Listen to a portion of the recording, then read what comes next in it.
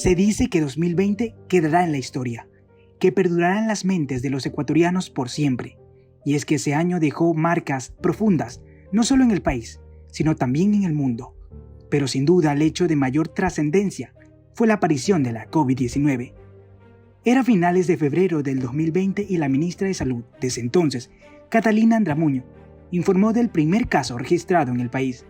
Del que el coronavirus es una emergencia de salud pública de interés internacional. Sin embargo, así como ya ha ocurrido en 54 países, las medidas no impidieron que el virus ingrese. Y hoy tenemos que informar que tenemos el primer caso confirmado de coronavirus en el Ecuador. Lo que vendría después, nadie se lo imaginaría. El aumento de los casos positivos, la saturación de hospitales, el irrespeto a las normas sanitarias crearon escenarios perfectos para la muerte, escenarios mortales.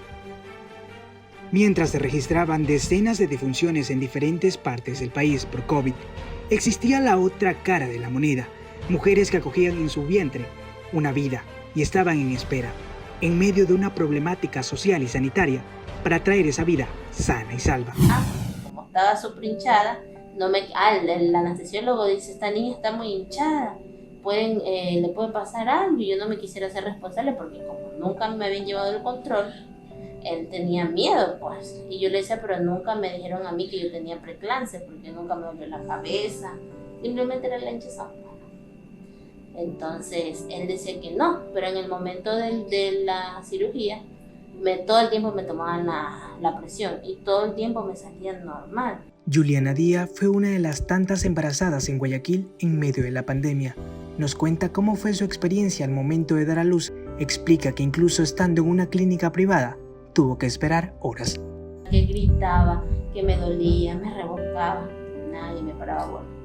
Total es que nunca llegó la doctora que me iba a hacer el parto con la que yo había quedado de acuerdo. Y tuvieron que de la clínica mismo de ahí, me hicieron el parto por lo que ya, pues me preguntaron, ¿va a esperar a la doctora o le hace nomás un doctor de aquí de la clínica? Tuve que decirle que no.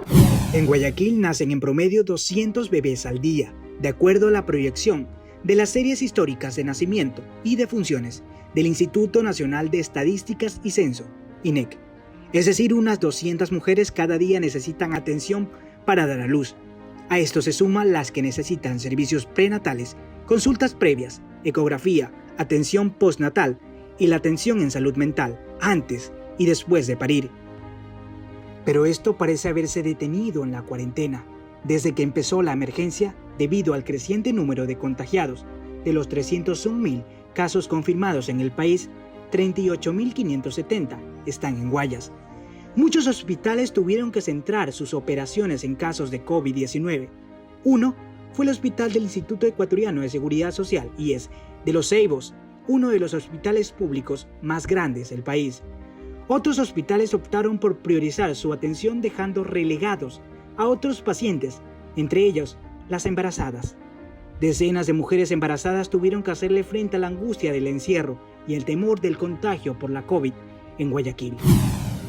La historia de Niurka Mayorga quizás era familiar para algunas madres que trajeron una vida en la pandemia. Ella, con dolores y en compañía de su pareja, se trasladó presurosa en un taxi hacia el hospital. Estaba con bastante dolor en el carro. Mi esposo me llevó en un auto y se me hizo eterno porque iba con bastante dolor. Ya estaba lejos la maternidad, pero llegué antes. Bien, no se me salió el bebé hasta que llegué allá. Juan Carlos Redrobán fue el taxista que trasladó a Niurka al hospital. Como cada mañana se levantaba a ganarse el día en medio de la pandemia, sin imaginarse que ese día su participación ayudaría a llegar a tiempo a Niurka. Cogí una chica que estaba ya a punto de dar luz, me hizo de mano por el guasmo y hice la carrera, me dijo que la llevara al Cisne Luz. Yo estaba a punto de dar luz, la llevé, iba con nervios porque pensé que ya iba a dar luz en mi carro, pero gracias a Dios no sucedió eso. Le di lo más, tampoco rápido porque por ahí bache, se le venía al muchacho. Llegué al Cisne 2 Me subí por el lado de emergencia y los camilleros me ayudaron a él. Los médicos también tuvieron un papel protagónico. Silvia Galeas es una de ellos. La ginecóloga y obstetra menciona que se cerraron algunas unidades médicas. Sin embargo, eso no impidió su gran aporte con las embarazadas.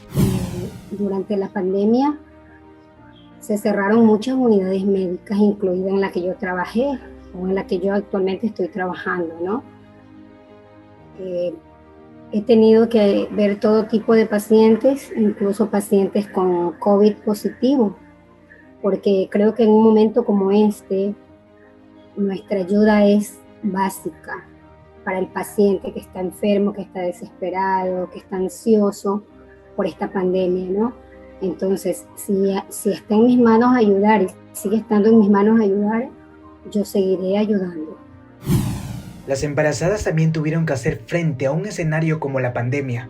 Es así que la atención psicológica se hizo indispensable, indica Mercedes Chiriboga, psicóloga. La atención psicológica en este momento de pandemia es sumamente indispensable, porque es un desconocimiento, una enfermedad nueva, no es con una nueva medicina, no sabíamos al comienzo qué era bueno para este. Entonces, ¿qué se presentaron? ¿Cuál sintomatología psicológica apareció? Apareció primero la incertidumbre, el no saber cómo enfrentarla. Esa incertidumbre apareció con el miedo, vino acompañado con el miedo, el pánico, el temor de que la persona de al lado o la persona que está más allá me pueda contagiar, y a la vez el temor de que puedo contagiar a mi familia, a lo que tengo de atrás. Mientras tanto, el municipio de Guayaquil lanzó el 15 de abril un programa de atención para mujeres con al menos 37 semanas de embarazo, de bajos recursos económicos. Según tweets de la alcaldesa Cintia Viteri, otros requisitos para ser atendida son estar pasando un embarazo no riesgoso y no presentar síntomas de afecciones respiratorias. El servicio incluye consulta prenatal, exámenes de laboratorio, ecografía y cirugía de parto normal o cesárea. Sin embargo, aquel plan dejaba de lado a las posibles contagiadas por la enfermedad causada por el nuevo coronavirus, aunque especifica que no atenderá a mujeres que presenten síntomas de afecciones respiratorias. Según la Organización Mundial de la Salud, OMS, todas las mujeres embarazadas, incluso cuando se sospeche o se haya confirmado que tienen COVID-19, tienen derecho a recibir atención de alta calidad antes, durante y después del parto. La doctora Silvia Galeas explica que si una embarazada llega a ser contagiada, es importante detectar los síntomas a tiempo para que así no avance el virus. Y ella dio positivo a prueba COVID, ¿no? Entonces, obviamente se tomaron las medidas necesarias, pero rápido, ¿no? No dejamos a que el virus avance, y hasta aquí ya su prueba salió negativa y está muy bien, ¿no? Los controles prenatales y una alimentación saludable son elementos fundamentales para un embarazo sano. Los controles en la mujer embarazada son muy importantes y necesarios, mucho más ahora que estamos en este tiempo de pandemia, ¿no? Entonces siempre se les dice que la alimentación tiene que ser de calidad, aunque no sea de cantidad, frutas, legumbres, agua. El sacrificio de estas madres al enfrentarse a esta llamada nueva normalidad valdrá la pena por traer vida y cargar en sus brazos aquella misma vida que llevaban en su vientre entre tantas muertes.